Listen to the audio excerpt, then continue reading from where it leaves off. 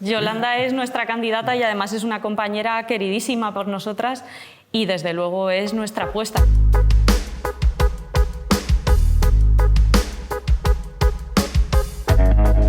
¿Creéis que se traspasan líneas rojas con vosotras por ser, o con la gente, los políticos, por ser de Podemos, que no se traspasan con otros partidos?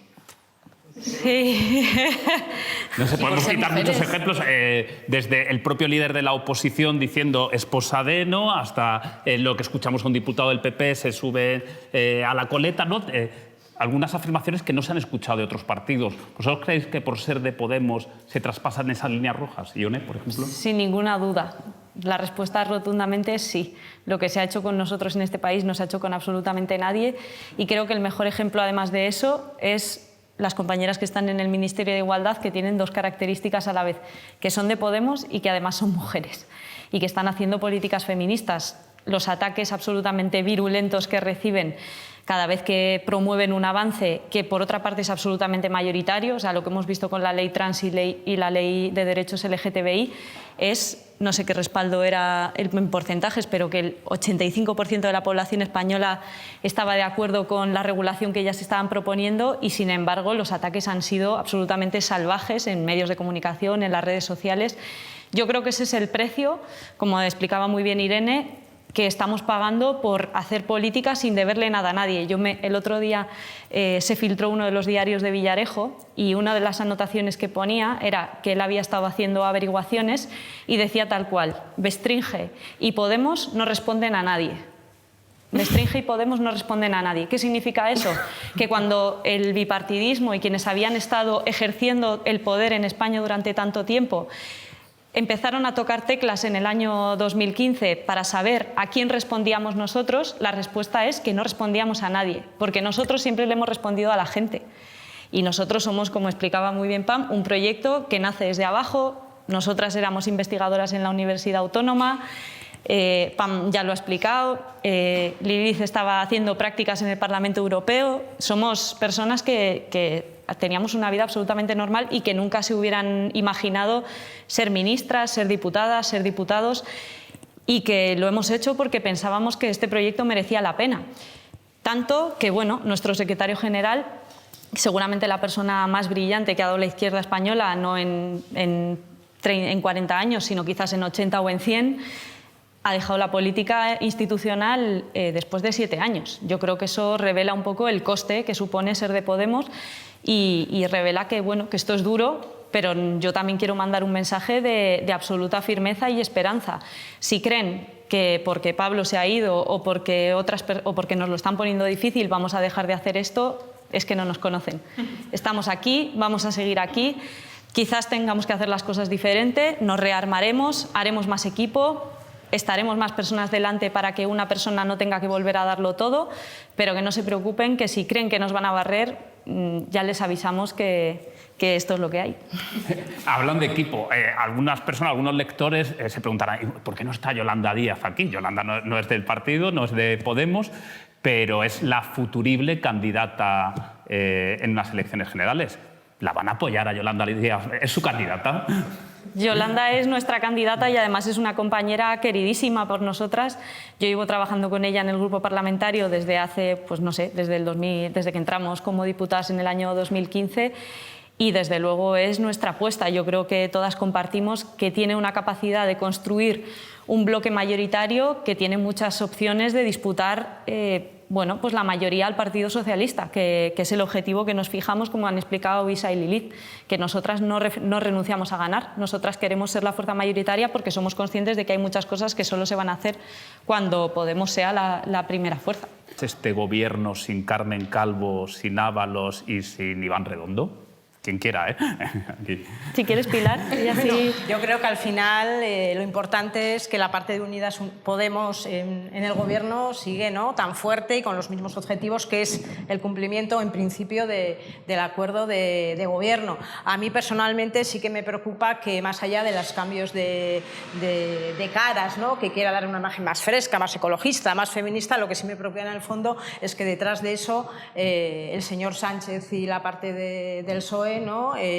Tenga un objetivo de empezar a poner en marcha políticas neoliberales que van en contra de algunas cuestiones que para nosotras son esenciales. Por ejemplo, el control de los alquileres, que es algo, bueno, que es una asignatura pendiente, ¿no? La accesibilidad asequible a una vivienda creo que es un derecho tan humano y tan básico que tiene que cumplirse. Por lo tanto, yo creo que nuestra preocupación va más en pensar en lo importante, y lo importante que es qué tipo de política económica vamos a desarrollar. Se hablaba de los fondos europeos. Esos fondos europeos van a ir a hacer más potentes, más grandes pues las empresas transnacionales, las grandes corporaciones, el IBEX, o va a ser, ¿no? una lluvia menuda que va a calar en la gente, que va a calar en las mujeres, en aquellas personas que además han soportado, ¿no? esa crisis de los cuidados. Vamos a hacer realmente un sistema público de cuidados. Eso es lo que realmente creo que está encima de la mesa. Y yo, pues bueno, como soy optimista, espero que las ministras que están en el Gobierno van a seguir empujando para que así sea. Por cierto, Pilar, aprovecho y te pregunto, ¿crees que os costará votos el tema de los indultos y tiene solución Cataluña? Yo creo que no nos va a costar tanto, es decir, al final volvemos al ruido mediático, ¿no? Se quiso hacer una gran bonca, abanderada, por supuesto, por esa extrema derecha, que no es nada nuevo, ¿no? Porque cuando hablabas de Vox y de que ¿no? estaba ahí, ¿no? Era esa tercera pata dentro de la derecha, dentro del PP, ¿no? Y por lo tanto yo creo que en ese sentido, ¿no? Los indultos, hubo, ¿no? muchos fuegos artificiales, pero la sociedad española en el fondo es una sociedad muy democrática, una sociedad que va sobre todo a mirar con la mirada un poco más lejana hacia, ¿no? un proyecto común de convivencia que yo antes decía, y eso pasaba, ¿no? por cerrar heridas, y eso pasaba por los indultos. Podíamos hacer una reflexión sobre otros indultos que han dado otros gobiernos, pero no vamos a pararnos, con lo cual en ese sentido yo creo que estaban totalmente justificados jurídicamente, y también yo creo que la mayoría de la sociedad así lo ve. Antes salía el nombre de Isabel Díaz Ayuso. ¿Cómo interpretamos, Isa, el fenómeno Ayuso, tú que competiste en las elecciones? Y es que sumó más que los 3 partidos de izquierdas. Bueno, estábamos hablando antes de si había posibilidad de que ganase la derecha en este país, y te hablaba de que estaba la derecha y la extrema derecha sostenida por esos grandes poderes. Yo creo que en el caso de Ayuso es absolutamente evidente. Tiene los oligarcas de la Comunidad de Madrid, que tienen muchísimo poder en la Comunidad de Madrid, y esos grandes empresarios como Florentino Pérez, como Villarmir, siempre, evidentemente, de acuerdo a su proyecto político, porque trabaja para sus intereses, porque está ahí para sus intereses.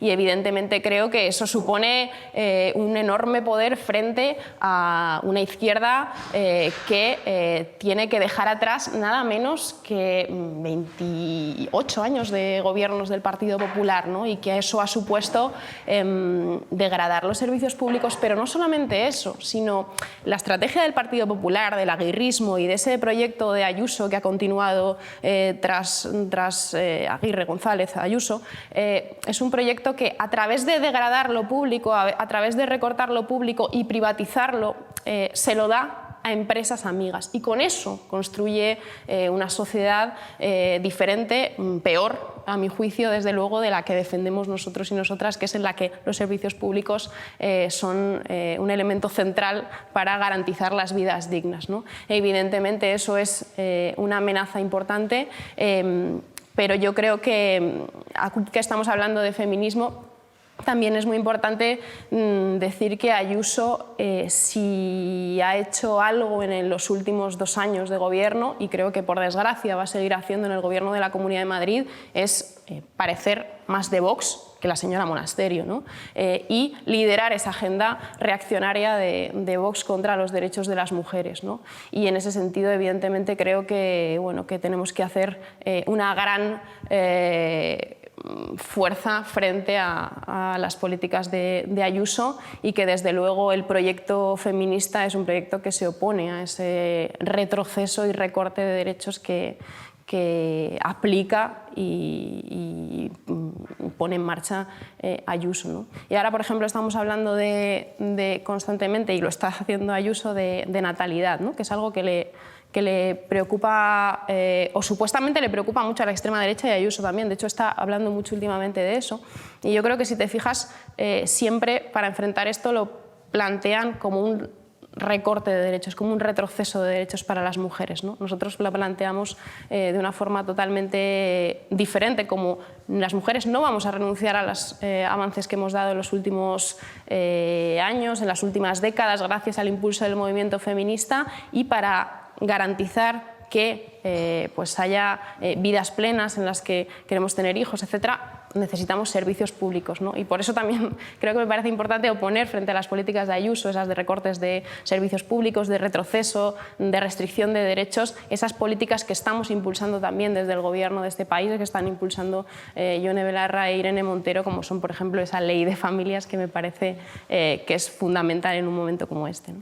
Hablando de familias, de liderazgo femenino, la heredera al trono es la princesa Leonor, sería la primera reina desde Isabel II que tiene España. Primero, ¿cree que llegará a reinar la princesa Leonor? ¿Y creen que no se alcanzará el pleno feminismo hasta que no haya una república? Yo que este tema me gusta. Déjamela a mí, que soy muy republicana. Déjamela a mí. Yo espero que la princesa Leonor no reine. Y además creo que lo podemos decir... Aquí está el titular de él. Aquí está el titular. Y lo decimos abiertamente, porque el proyecto monárquico en sí es un proyecto machista. Y la cuestión no es que haya una mujer que ocupe un lugar de poder puntualmente. También tiene que ver mucho con qué haces con ese poder y por qué has llegado a ese poder, ¿no? Y al final la estructura de la monarquía tiene que ver con una... Lo puedo decir muy gráficamente, tiene que ver con, y esto es algo hereditario que me viene de manera familiar, ¿no? Tiene que ver con la velocidad del espermatozoide a la hora de entrar en el óvulo y por la gracia divina convertirte en rey o en reina. Perdón por ser tan gráfica, pero en realidad eres rey por la gracia de Dios, ¿no? Y además tiene un pozo profundamente, terrible en lo que significa para un propio país, ¿no? Porque tiene que ver con el tutelaje de un país. No consideras que tu país es soberano y puede autogobernarse, necesita estar tutelado por un rey o por una reina. Por tanto, además la República es algo que es un proyecto mucho más profundo y que tiene que ver con unos elementos nucleares y con unos valores que se escenifican, digamos, incluso en la estructura del Estado, en el tipo de país que quieres, en el país plurinacional que esperas, en la educación, en el feminismo, en la familia también. Es un proyecto mucho más profundo y que yo creo que es algo que nunca tenemos que dejar de empujar y de reivindicar, que no va a ser fácil traerlo y además va a haber que combinar el respeto y la memoria, digamos, a lo que es la historia republicana de nuestro país, pero a la vez reivindicar y empujar una república que se adapte a los nuevos tiempos, que tenga nuevos símbolos, que represente a gente de todas partes, incluso de todas las ideologías, porque en realidad la república tiene que ser un paraguas que englobe una serie de valores y de pilares inamovibles que son derechos y que tienen que ver con la estructura del Estado y el tipo de país y el proyecto de futuro que quieres. Yo sí quiero decir una cosa sobre la gente joven y luego igual alguien puede hablar de este tema. Es que me parece importante porque yo me hago la siguiente pregunta. El otro día cuando sale que el señor emérito, que ya no sé ni muy bien ni cómo llamarle, esto es, claro, es que es una cosa como muy complicada para un país, que una persona que fue el jefe de Estado de un país ha hecho tantas cosas mal contra su propio país que ya no tenemos ni cómo llamarle, porque está como medio fugado, medio haciendo cosas terribles todo el rato. O sea, esto pone en crisis lo que significa un país, que la cosa que lo representa no tienes ni cómo llamarle. Pero al margen de eso, yo me pregunto, para la gente joven de este país, ¿qué te representa más? ¿El señor emérito haciendo chanchullos uno detrás de otro, llevándose no sé cuánto dinero que ni siquiera somos muy capaces de calcular cuánto es? ¿O, no sé, cualquiera de las ministras que tienen ahora mismo al gobierno? No me meto a la posición política de cada una de ellas. Sí, pero Vox, por ejemplo, tiene mucho tirón entre la gente joven. Pero es que eso es política clickbait. O sea, yo creo que hay una parte de esto que tiene que ver también precisamente con cómo los medios de comunicación saben que hay ciertos titulares que les viene mejor que otros. O sea, que yo creo que una cosa no se puede entender sin la otra. O sea, que uno no puede hablar de lo que está haciendo, de lo que supone la monarquía en este país sin reflexionar sobre cuál ha sido la óptica que se ha ofrecido de la monarquía de este país durante muchísimo tiempo. ¿Cuál era la imagen que se daba de la monarquía en este país? pues por la que tú nos acabas de preguntar ahora, ¿no? Las princesas eligiendo colegio, qué suerte han tenido que han conocido a sus amigos antes y qué suerte van a tener que van a ir a un colegio privado en no sé qué sitio del mundo, que van a aprender inglés, que está estupendo, pues cosa que la mayor parte de gente de este país no hemos podido hacer porque no teníamos pasta, porque nuestros padres nos mandaran a Irlanda los veranos a aprender inglés. Y somos más bien de inglés flojito. Esa es la realidad de la clase media de este país. Entonces, yo creo que hay como una crisis que va mucho más allá de la cuestión de representación del jefe del Estado y de cuál es el modelo que tenemos en nuestro país y que tiene también que ver con una crisis cultural y generacional. Creo que para muchísima gente joven la monarquía ahora mismo no representa lo que es España.